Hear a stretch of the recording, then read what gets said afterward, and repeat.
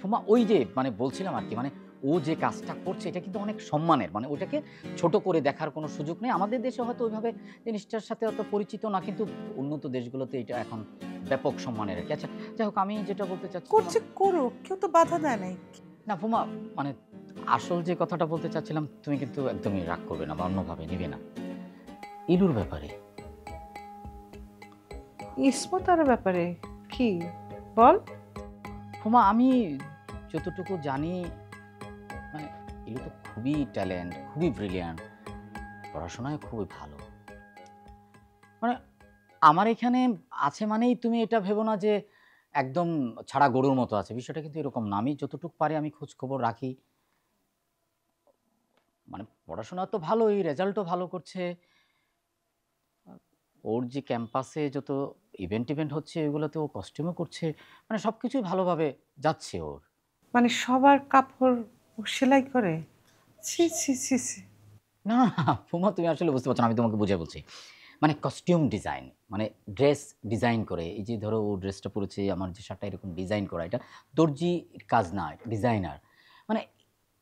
এটা যেটা হয় কি এটা একটা অসম্ভব ক্রিয়েটিভ কাজ এটা আসলে চাইলেও কিন্তু আসলে ফুমা সবাই করতে পারে না মানে তুমি আমি চাইলেও করতে পারবো না মানে আমি সরি আমি তোমাকে উদাহরণ হিসেবে দিলাম মানে আমি চাইলেও করতে পারবো না ও এটা পারে এটা হলো স্পেশাল একটা কোয়ালিটি ওর আব্বা,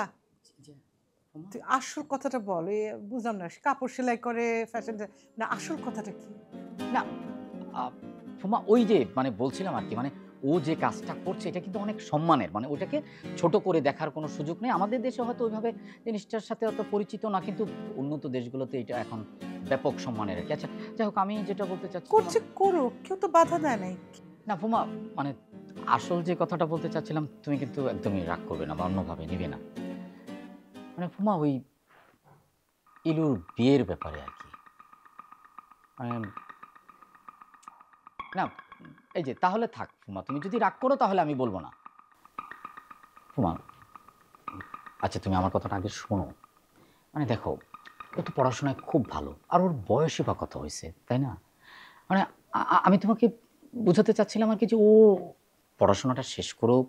ও ফ্যাশন ডিজাইনিংয়ে পড়ছে ও পড়ুক ও নিজের পায়ে দাঁড়াক চাকরি করুক বা ব্যবসা করুক তারপরে যদি মানে আব্বা,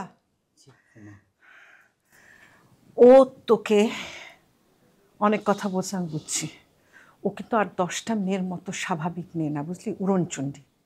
আর তুই, ওর তো বিয়ের বয়স হয়েছে আব্বা, তোর তো বিয়ের বয়স পার হয়ে যাচ্ছে, তুই তো বুঝবি না এটা।